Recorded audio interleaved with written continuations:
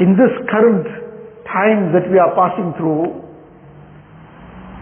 with all the fitnas that are already engulfing us from every direction,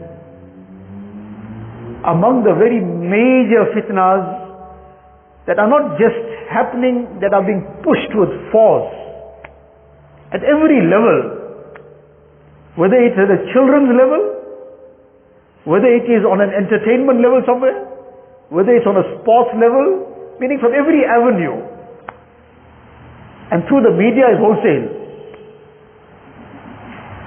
The fitna of the LGBT issues. Now what's coming out from the tongues of Muslims also? And one is somebody who is already very far away from deen, doesn't see the inside of a masjid for the whole year. No, people who are performing the salah regularly.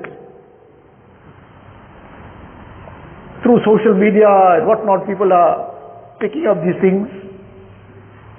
That now what kind of statements are coming out on the tongues of Muslims? That no, this is now, you can't be too harsh about this. And this is somebody's choice now. Not a good thing, but it's somebody's choice. You can't judge him for it. Now, these are the kind of, can't judge anybody. You need to understand this in its proper perspective. The aspect of judging somebody. We can never judge somebody's tomorrow. We can never judge somebody's end result. Allah Ta'ala alone is the judge for that.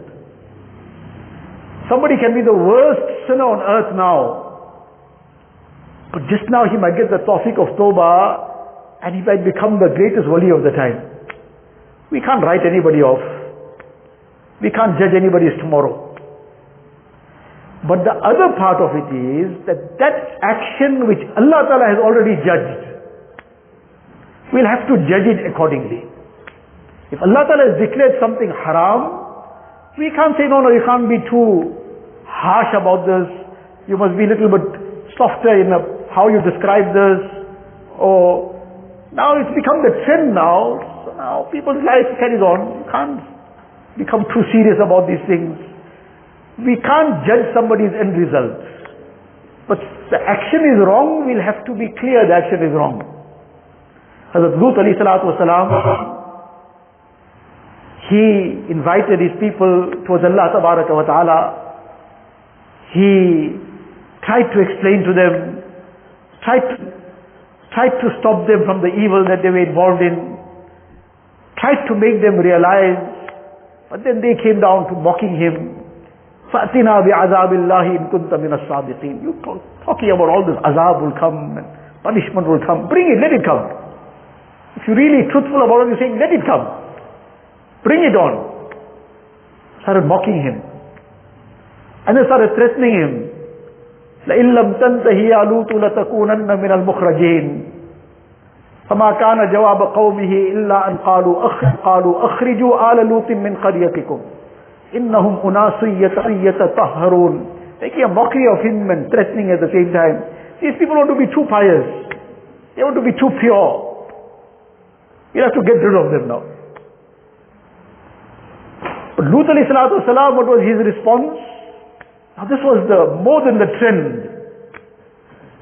His response was very clear. قَالَ إِنِّي لِعَمَلِكُمْ مِنَ الْقَالِينَ. I disgust your action. No, that this is a trend and this is this and that. No Muslim will ever say pork, now it's fine because it's legal in the country. And interest is legal in the country, so na'udzubillah, it will be fine. And let alone pork and interest, even adultery is legal in the country. In terms of the law of the land, there's nothing illegal about it. There was one case that went up to the Constitutional Court some 10 years ago. 10, 12 years ago, it went all the way up to the Constitutional Court. There was some issue. And finally it went to one court, and then the second court, and then up to the Constitutional Court. And they said the court and the law of the land can't get involved in anybody's private and intimate life. What he does is his business. In other words, it's legal. So somebody is going to say that because the law of the land now, this is not illegal, so na'udzubillah, this becomes something you fine for anybody. So what the lesson and the point is, that this is happening at different levels. And with regards to different aspects, the things that are clearly forbidden, which are clearly haram, which bring down azab, but now children are being taught to say, this is fine. Open their textbooks in the syllabus that they are learning in terms of life orientation, what is being taught to them and so on, that you mustn't think wrong about that. You must even say it. Somebody's choice, up to him, it's fine. If he decides for him, it's good enough. That is being taught, and it's not just being taught, it's being made to be said. And it's being tested in exams. And those particular questions will come. And you expect it to give the answer that they want for the mark. And you give the answer that you believe is right, you'll lose the mark. So now that student wants that answer right, he wants to get the mark for it. Now all this is a calculated effort to erode the iman. فَاسْتَظْهَرَ هُوَ أَحَلَّ حَلَالَهُ وَحَرَّمَ حَرَامًا. We can't compromise this. It's not a casual thing, it's not a plaything, it's not something by the way. And this is happening at every level. It's not a game anymore. Through children's cartoons, all this is already haram to start off with, but through those cartoons, the same message is being pushed through. As somebody said in an article, they made Superman gay. What's the purpose of this? That child must start, because this has become his hero. If this is his hero, this is the right thing to be. Now why is that? What's the purpose of this? Is it just by chance? And now somebody says, no, the sporting circles on the world level, whatever body, FIFA something, whatever it is, now it's that no, the players must wear shoelaces of a certain color which supports the LGBT cause, solidarity with them. So now that will keep getting focused on. So now every person who's now viewing and spectating, that must get drummed in his heart and mind. You must support this cause. You must stand in solidarity with the evil. As a result, what happens? وَأَحَلَّ حَلَالَهُ وَحَرَّمَ حَرَامًا is gone. Then we start talking the same language.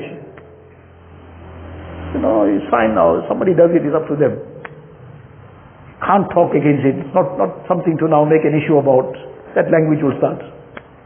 And when that language starts, where's the iman? So this is the first level of this. There's so many other examples of this. This is that first level of i'tiqad, of aqidah, of belief. And regarding belief and aqidah, it's not a matter of what is iman. Iman, if a person doesn't bring iman on one fundamental of faith, then his iman is not iman.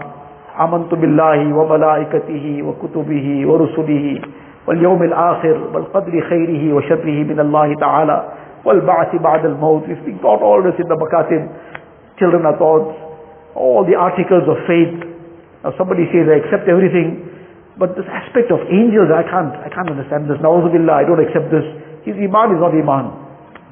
There's no iman. Somebody says, I accept everything, but na'uzubillah, the Quran Sharif, this is something, la hawla wa la quwwata. There's no iman. He accepts everything, but he doesn't accept something that is established from the Quran Sharif or from the mutawatir ahadith. There's no iman. He has to accept everything about iman. That's the side of iman. And on the side of kufr, he rejects one fundamental aspect of deen that will take him out of the pale of iman. One aspect, he believes in everything, but leaves one thing out, he's gone.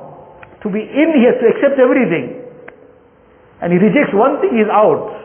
Now as a result of all this drumming, this is unfortunately our major problem, that we glued onto the media. And glued onto more than the media. And now life has to be relaxed.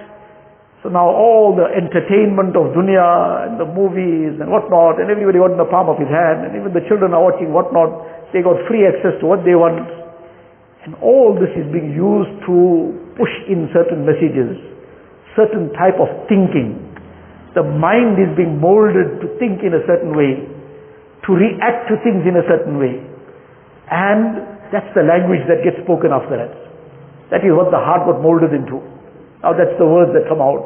That's the language that a person speaks. And this is going at the heart of Iman. It's eroding the Iman itself. This is no trivial thing, no plaything. This is the most fundamental issue. When a person is going to leave this dunya, and Allah knows best when we're going to leave. We have no idea about tonight. We don't have no idea whether we leave this masjid alive. At that time, none of the other things are going to matter. It's our Iman that's going to matter. It's our Amal that's going to matter. So in any case, this is the one level of it, the level of i'tiqad, the level of aqidah and belief. And if you want to protect our own Iman, protect the Iman of our children, we're going to have to cut out all these avenues via which these influences come. Because you can't sit next to the fire and say the sparks are not going to fly. Sparks are going to fly, the heat is going to be felt, the fumes are going to be breathed in. In the proximity of the fire, a person cannot escape its effect. And this media has become the fire of fitna.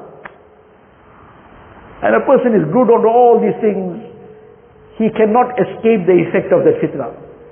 At some level it affects him. So this is the one crucial part. And then the second level of this is the level of amal.